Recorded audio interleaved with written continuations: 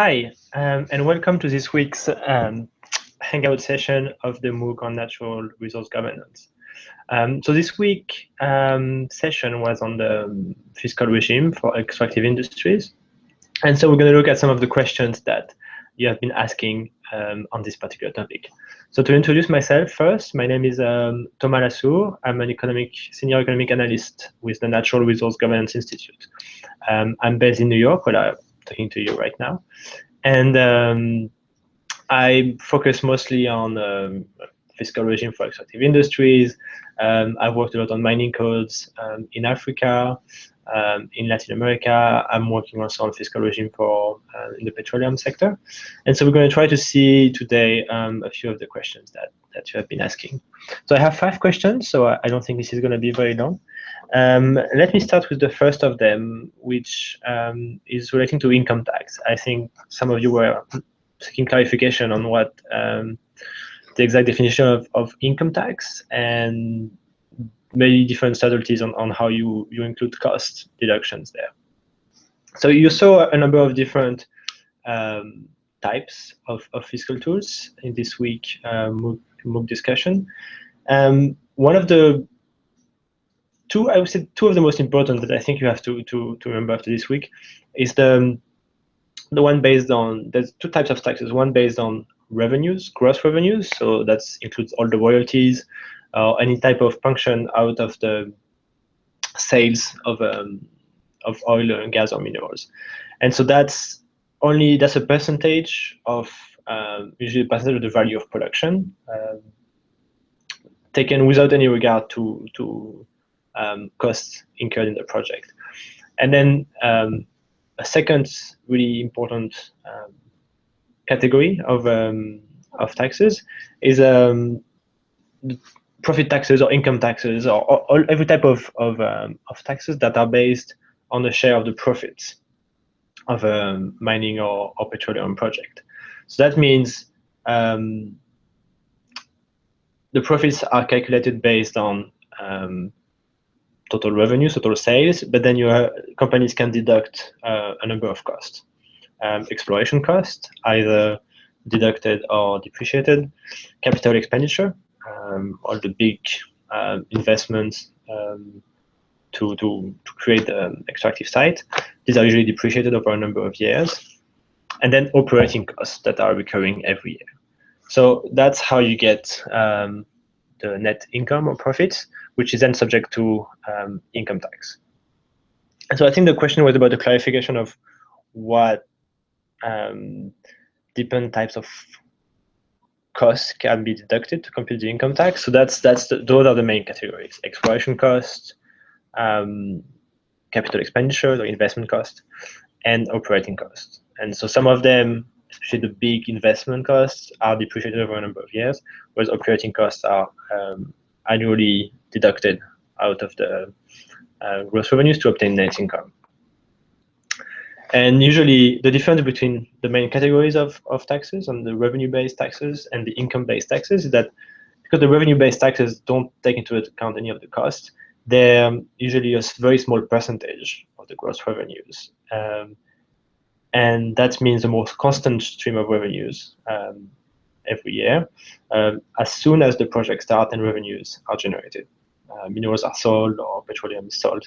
Whereas income, the category of profit-based taxes, including income tax, those tend to be a larger percentage, between 15 and 35, 40%, but it's based on the profit, which means profit is usually only arise in a project after many years, maybe 5 years, 6, sometimes 10 years of the project being in operation before profit is generated. And then a higher share of the profit can be taxed. So that means the less stable stream of revenues later in the project, but hopefully a higher share of that net profit, because by then the company has amortized its costs and is making profit beyond this cost. So the state is able to tax a bigger share of it. Maybe one more word on this aspect. The issue of sorry about that. some countries are facing with income tax, and why it's sometimes a bit of a struggle for a number of countries to collect income tax from oil, gas, or mining projects. It's because of all those costs that can be deducted out of the revenues before you can apply your taxes, and that means a lot of work for tax administrations or petroleum or mining regulators to make sure that the costs declared on the projects follow the accounting rules, are valued at their correct rate and are not overstated by the companies in ways that could allow avoiding or postponing taxes. And so many countries that have especially recent producers or countries that have weaker institutions struggle to really make the most of income tax. And that's why you might see in the course, there's a choice and arbitrage to make between how much taxes you take from the revenue side, so the type of royalties type of fiscal instruments, versus how much you decide to tax on the profit base, on the income side. So depending on particular situations of countries, of different levels of capacity of tax and extractive administrations, that's where the choice is being made.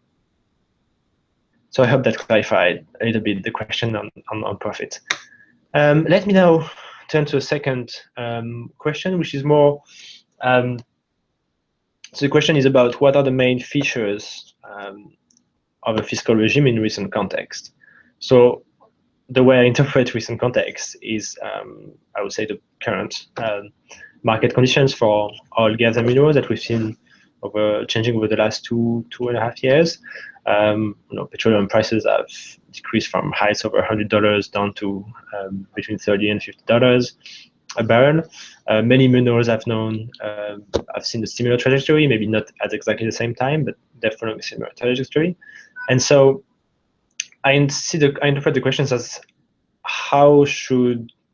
what would be the right properties of a fiscal regime in a context of low commodity prices, low profitability for many extractive companies, and lower investments. So, I mean, you've probably seen in the course this week, colleague Brian Lamb will talk a lot about the progressive fiscal regimes, and so at least theoretically it works. That would be the best response to an environment where you have cycles of low prices and high prices. If you have a progressive fiscal regime, so a fiscal regime that depends more on income tax and withhold profit tax and other taxes that are based on profit, and especially the profit beyond the normal returns on extractive, so the sort of resource rent taxes. Those are the regimes that would be able to capture the most of the rent generated in terms of high commodity prices. But it would also be the types of regime that would take less of the smaller revenues being generated when commodity prices are low. So those are the types of fiscal regimes that would adjust automatically in terms of lower, higher prices. So in terms of the current context of low prices, a very progressive fiscal regime would work both for governments and companies. Obviously, this is more of a theoretical framework, and in practice, no fiscal regime is perfectly progressive. So you always have a number of more regressive fiscal instruments. And so in that case, some countries are already starting to change their oil and gas legislation, their mining laws or mining tax regimes in a way to make it to lower taxes, to continue incentivizing companies to keep producing or to keep investing in their countries. And so if that's in those contexts, what myself and other experts in the field would recommend is that if specific fiscal exemptions, lowering taxes are being provided to the sector, to the industry in terms of low prices, these incentives should try as much as possible to be short-lived, to have a fixed duration for a number of years, so that that gives room for the governments in a future where prices will increase, because it's very likely that prices in many commodities will increase. The government could then go back to the previous regime or increase the taxes again to make it a fair deal when prices rise again. Because we've seen in the past, in the 90s, there's been a lot of, when prices were low in the previous low commodity cycle, a lot of governments gave away a lot of exemptions, very long-term exemptions of different types of taxes, tax holidays, and this lasted beyond their usefulness and into the past cycle of high commodity prices, depriving governments of what should have been their legitimate share of the rent. So in the current context, it's possible to adjust fiscal regimes to make it acceptable for companies to keep operating and investing, but as much as possible, keep those incentives very limited and in scope and in timing.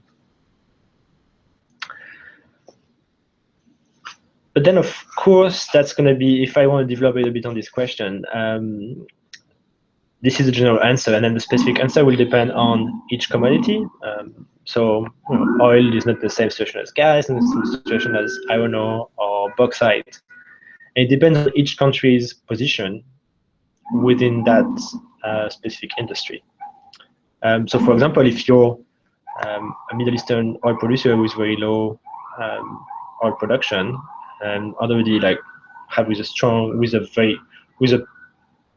sector where there's been a lot of investment in previous years, and you have a very strong presence of state-owned companies, you don't need to adjust your fiscal regime downwards to attract investment, because you already have a strong grasp of the sector, and your cost of production means that you remain competitive on the global oil market. But then if you're a country like Indonesia or Mexico, and you've seen costs, you've seen reserves and production go down in the past decade, and for the future growth of your country, of your economy, you want more private investments, and you have seen, and your petroleum fields that remain to be explored have relatively high costs of exploration, maybe of production as well. Then in that case, you might need to open up your sector more, lower your taxes in order for investment to happen. So it really depends on where you are within the specific commodity market. Similar idea with different minerals. If you're a producer that has a very strong presence on the market, you might have more room to keep taxes high because you're already very established. Whereas if you're a new producer, or you're trying to increase private investment in your sector to be able to establish yourself on the global market, then you might need to adjust your fiscal regime downwards, at least temporarily. So that was the second question. Let me go to the third question. So this is a question on, the way I understand it is, what are contracts or license-based system better? So I think there's been a lot already said about that last week. So I'm going to try to, there are very broad considerations on the relative values of a license-based system versus a contract-based system. I'm going to limit to the fiscal point of view on that question. So from a fiscal regime perspective, one very interesting feature of the license-based system is that you don't have specific fiscal terms for a specific project. You have all of your taxes set in laws and regulations, and because each company only has a license, doesn't have a contract that can have other types of fiscal terms, then all of the terms in general legislation and regulations apply automatically to that company. So that means that from government perspective, as a regulator, as a Ministry of Finance, setting the tax system, tax rate, tax bases, etc., for petroleum or for mining, you do it once and make sure it works for your country as a whole in terms of attracting investment, of capturing enough of the rent, of being sufficiently progressive. But then you don't have to negotiate specific fiscal terms with specific companies. This is done at the general level for the whole country, and then all companies are on a level playing field, and they follow the general legislation. That said, you could achieve the same objective, or the same result with a contract-based system, but that requires a bit more the framework to be set at the beginning to achieve that purpose, that result. That you could have in that case, you could decide that even in a contract-based system, all contracts in terms of the fiscal regime will follow the general legislation or a model contract, and then all companies if it's a bidding system, we will bid for a specific contract for a specific project. They will just commit to following. The contract will just refer to the main general legislation in terms of taxes. So that's you could achieve effectively the same thing with in a contract-based system. Why some countries choose contract-based system? There are, in terms of fiscal regime, I can see there are two main reasons for that. One of them is that if you're in the hydrocarbon sector, where auctions or open bidding rounds to allocate oil blocks are very common, then the idea is that companies that are going to bid to operate in a specific project to be granted the rights to a specific hydrocarbon project, they will have a technical bid showing that they are the best company to operate that field given all the criteria that have been set by the government, by the hydrocarbon regulator.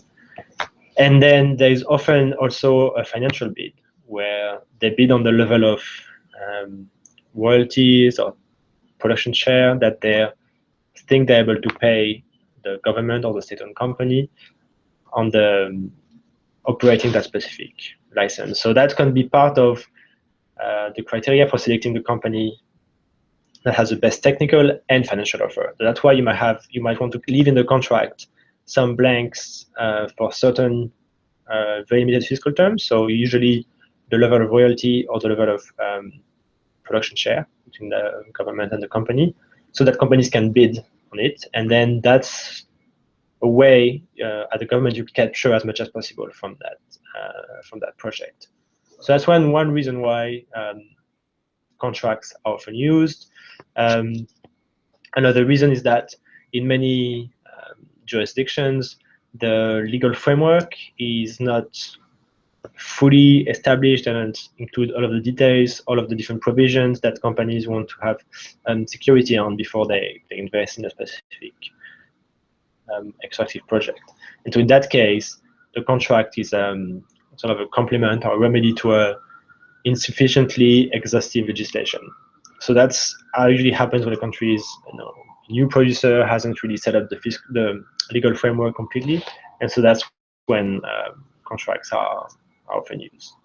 But as far as possible, having the most terms in general legislation and fewer terms that are different on a project basis makes the job of the government as a regulator, as a tax enforcer, much easier. I have two other questions. One question is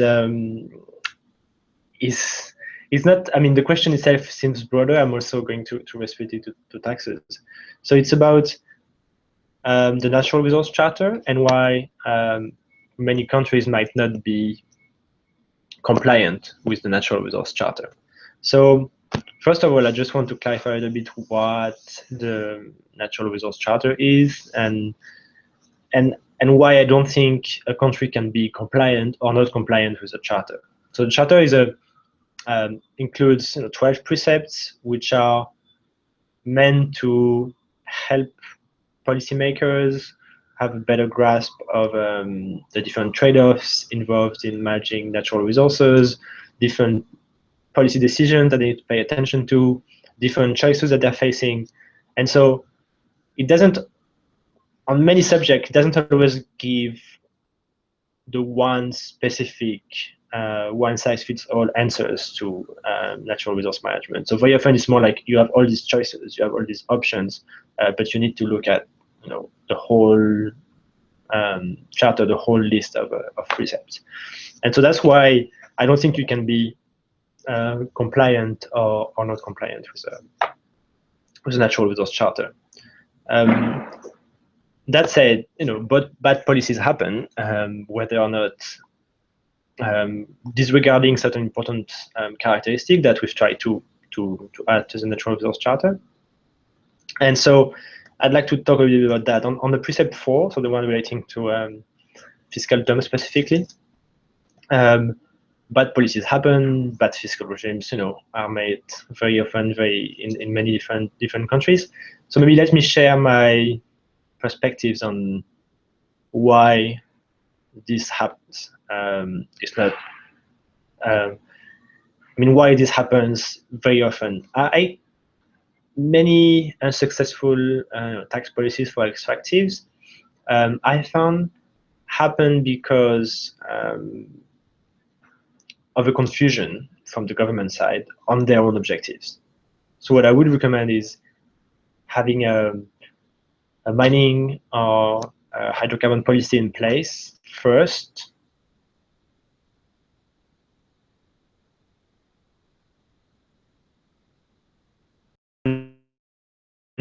You want a strong role for the national oil company,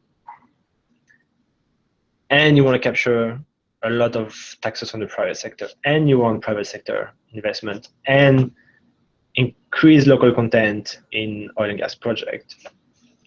That might not be all compatible at once. So you might have to prioritize which is the objective that's most important for the country. Otherwise, if you put all of these constraints into your legislation and your fiscal regime, you might be unsuccessful in one or all of your objectives, starting with attracting private investment. So I talked about Indonesia earlier. So what we've seen in the last decade is a big decline in investments, in exploration, and in production, partly as a consequence. That's one of the reasons. One of the reasons is what I just described, the sort of confusion. That sort of confusion is the policies of the sector, trying to put everything at once into the public agenda. And so now Indonesia is considering changing some of its fiscal regime, lowering some taxes in order to attract private sector investment, which has been lacking in the past. So this is I think, one of the lessons from looking at the charter or policies in tax policy in general, is trying to make sure that among your many priorities, there is a prioritization, and if the first is investment, attracting investment, or if it's collecting revenues, then that's going to mean different things on how you combine your different taxes and what level you set the global fiscal regime at.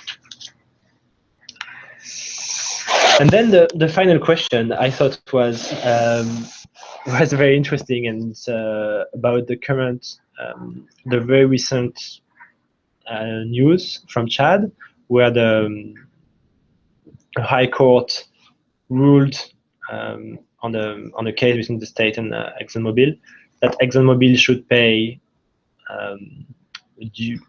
unpaid royalties on petroleum at $890 million, and in addition, a penalty that would be $74 billion. That would be 90 times what the country claims should have been paid in tax in royalties.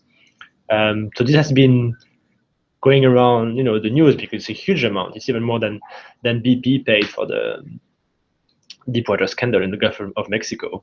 And what Exxon is accused to have done in Chad is nowhere close to the disaster, the environmental disaster in the Gulf of Mexico. And so that amount is huge, 90 times the claim of unpaid taxes. So the question is about what lessons we could learn from that case. So I don't know the case in sufficient detail to say who's right, who's wrong. What I can say is that 90 times the amount of the claim as a penalty is probably too high. You need penalties in your fiscal regime in case of when companies, to give an additional incentives for companies to respect the terms of the law of the contracts. If they don't, and then they're found afterwards through an audit, for example, that they haven't paid their due share of taxes, then a penalty should be applied. But the penalty doesn't need to be 90 times the amount of the of the initial unpaid taxes. It could be much lower. It could be 10%, 20%, up to 100%. That's enough already of an incentive for the company to respect the law in the first place. Otherwise, it's more of a the sheer size of the claim makes the claim unrealistic, and it's hard to take the Chadian court seriously in that case, which is, if you read all the news, that's what transpires from the international news account of the story. So it's quite unfortunate for Chad to have chosen such a high amount. And beyond that single case, I think it's interesting. It illustrates a few interesting issues in the relationship between taxpayers in the oil and gas sector, or could apply to mining as well, and governments and regulators.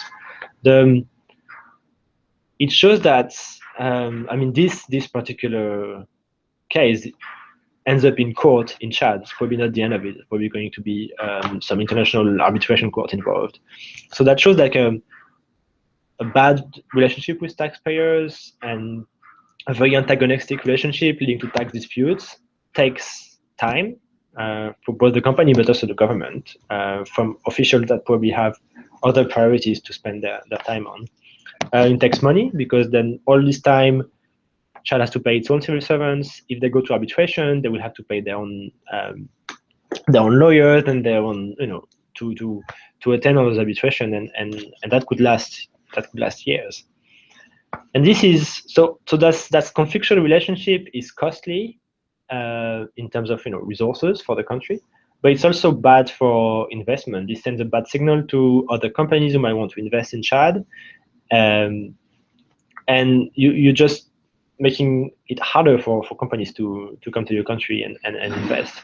So it has cost. It has this bad relationship between taxpayers and tax administrations or petroleum regulators are not in the interest of the country. So that shows that maybe it could be interesting to encourage systems that create a more like a compliance culture among taxpayers by having, in the first place, a very clear idea of what they're expected to pay in the country. So if the fiscal regime in the first place is very clear, if the tax administration or the regulator have provided a lot of guidance notes on how to pay taxes, how it should be, how you define the tax base, how you apply the tax rate, at what interval of time you're supposed to pay taxes. If all of this information is provided upfront to the companies, and the government officials are available to answer any questions that companies may have, then you make it much easier on the companies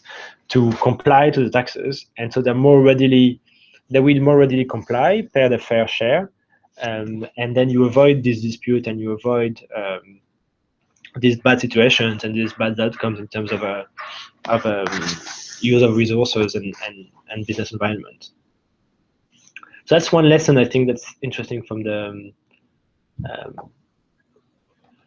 this case. The second lesson that I found interesting is that the Chadian hydrocarbon, national hydrocarbon company, so the state-owned company of Chad, has shares in the same project that ExxonMobil is operating. And so the claim of the Chadian court extends to ExxonMobil and its partners, including the Chadian state-owned company. So that's a bit ironic, because if Exxon ends up paying fines and undue taxes, the Chadian national oil company might also be called to contribute. So that would mean that as a total government, Chad would be receiving on the one hand, but maybe paying on the other hand as well. And it shows that one of the arguments that is often heard about the interest of having a state-owned companies, that having your own company, your national company, as part of the shareholders in an oil and gas project, the company is gonna be able to play a role within the shareholders to make sure that the company pays fair share of taxes in the country. This is a clear counterexample of that argument. You could have a state-owned company behaving just like a company in the interest of the shareholders themselves, without taking into account the broader interest of the Chilean government in terms of revenue generation. So I thought that was an interesting point, and maybe also a useful connection to some of the MOOC course sessions in the next few weeks. So that said, these are the 5 questions. I hope I clarified a little bit some of your questions. If not, don't hesitate to reach out on the forum afterwards. Thank you very much.